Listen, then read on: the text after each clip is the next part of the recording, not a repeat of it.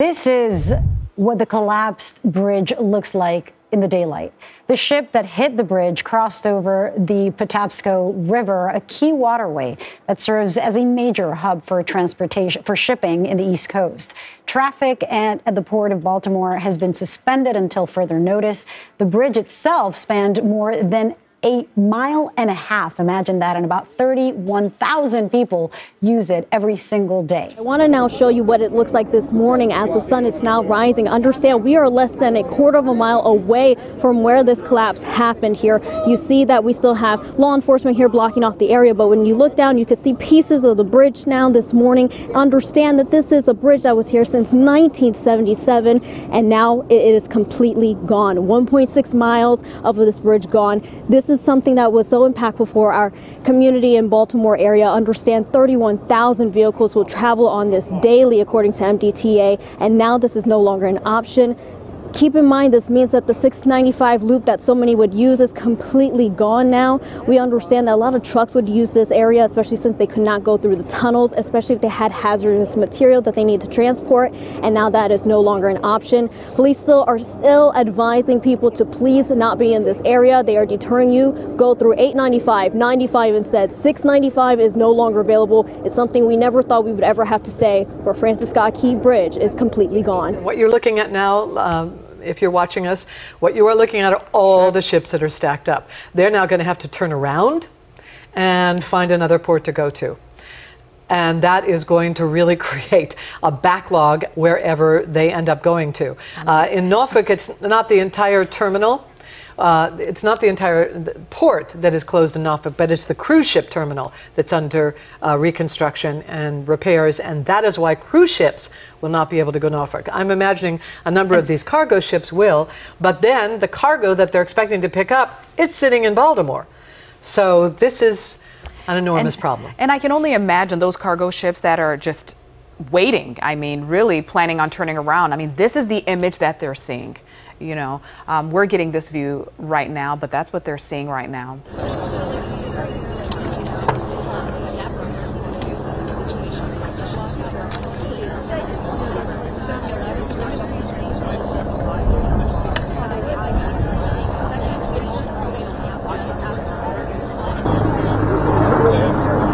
Coming up very soon.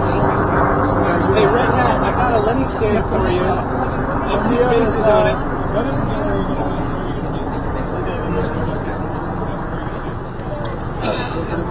don't know why they think that.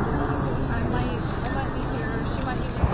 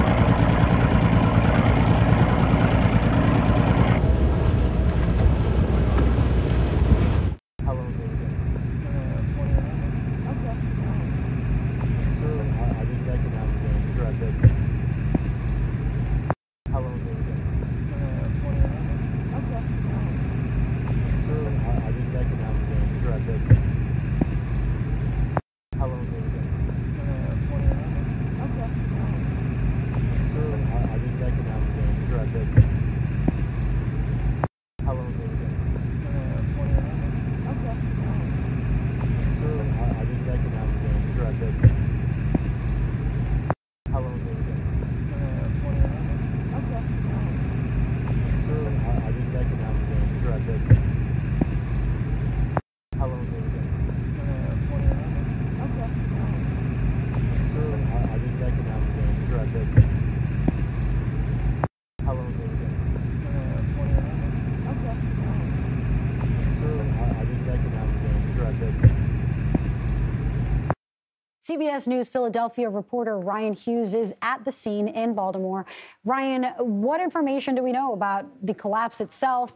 Not only how it could have happened, but perhaps how it could have been prevented? Was able to make a Mayday call that prompted officials up top to stop traffic on the bridge. Well, the NTSB is about to brief everyone in about 30 minutes or so. A team is on the ground now investigating exactly how this crash happened. And just over my shoulder, that scene is so harrowing. Part of that bridge and the road just completely broke apart. Right now, there is an active search and rescue operation. Dive teams remain in the water, actively searching for survivors. They are using drones. They are using sonar and other technology. We just heard from Maryland's Governor Wes Moore a short time ago. He says the entire state of Maryland is in shock right now. He says that at last check, there are still at least 6 people that are unaccounted for. All of them believed to be part of a construction crew that was on the bridge at the time of this crash. We were told they were doing pothole repair when the bridge went into the river. Right now, 2 people have been rescued. One was rushed to the hospital in very serious condition.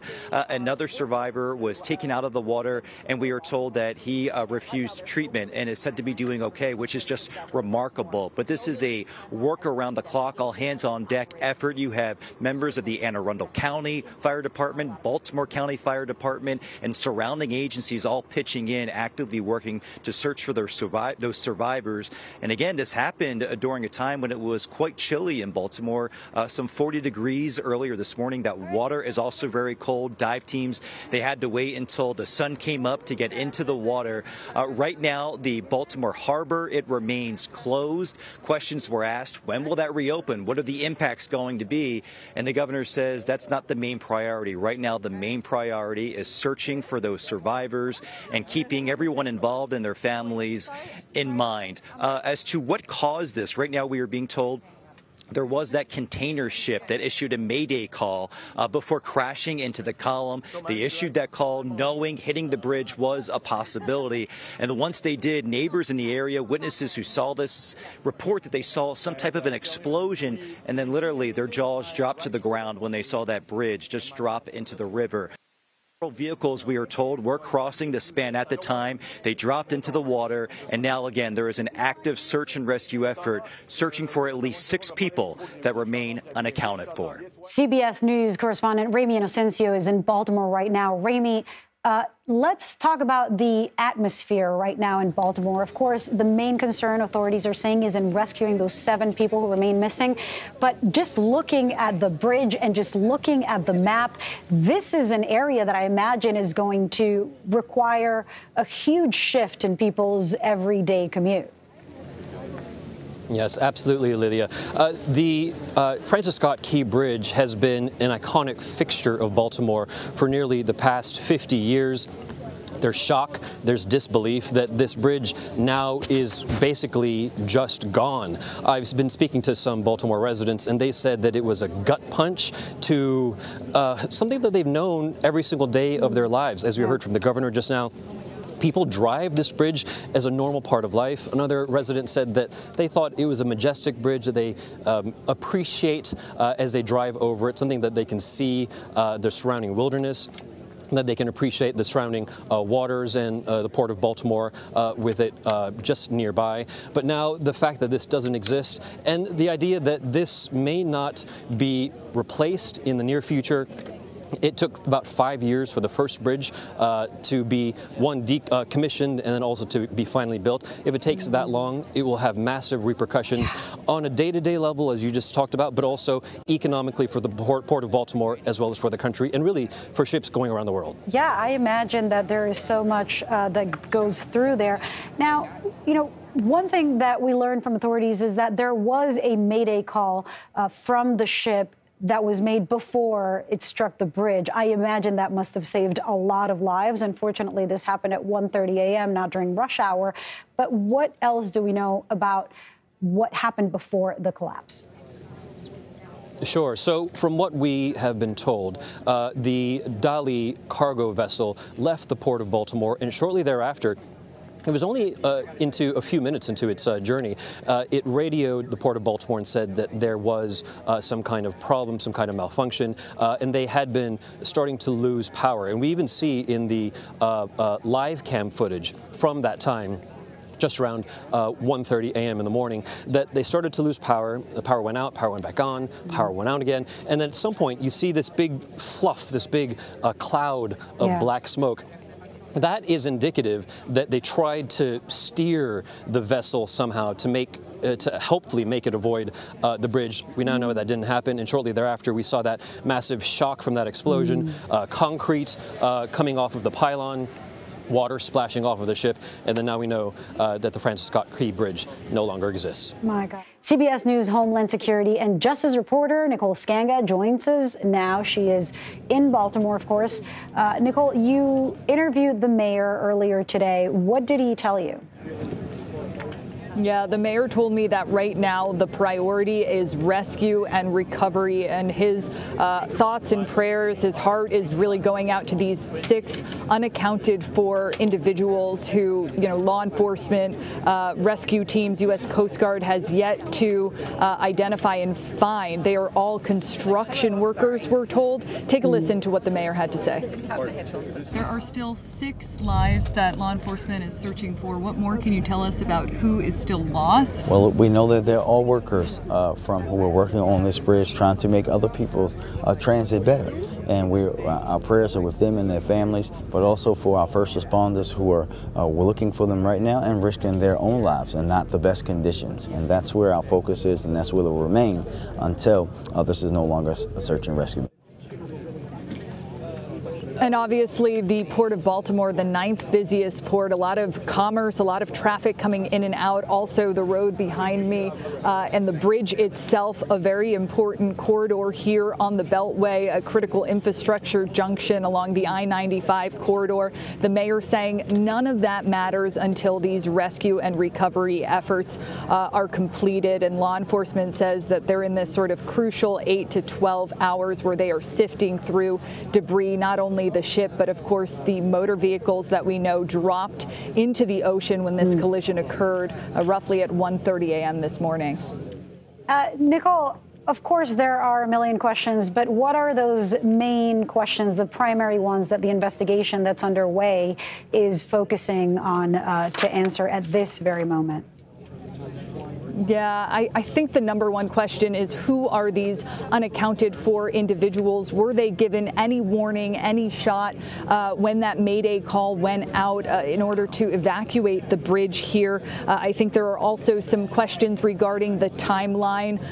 You know, we know that the boat left the harbor at 1 a.m. and that this collision happened at approximately 1:30 a.m. Questions about were there still tugboats nearby, and what actually stopped the propelling from the motor of the boat from functioning properly. We know that Mayday call went out, you know, once the propulsion on the boat, there was some sort of malfunction, the power perhaps went out, and so more details around what caused that, you know, and we expect to hear more from law enforcement in the coming hours. NTSB expected to give a presser here in just an hour, so we'll keep all of our viewers posted. Absolutely. We'll definitely go to that press conference when it happens. Nicole Skanga, thank you so much. We want to continue our coverage. We understand Kelsey Kushner is standing by. Kelsey.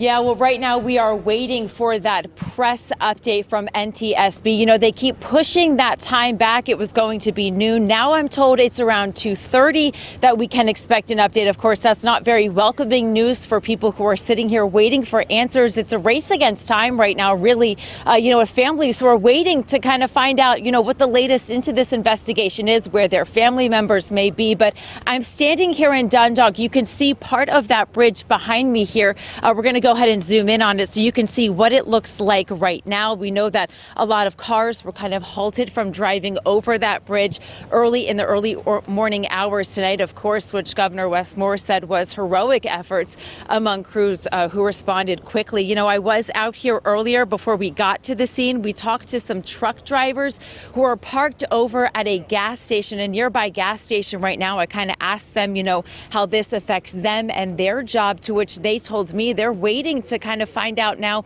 what their next moves are. They're waiting for instruction. You know, this wasn't the only route that they could take, but they do know that this now adds some time to their commute, and they're waiting to kind of figure out their next direction here.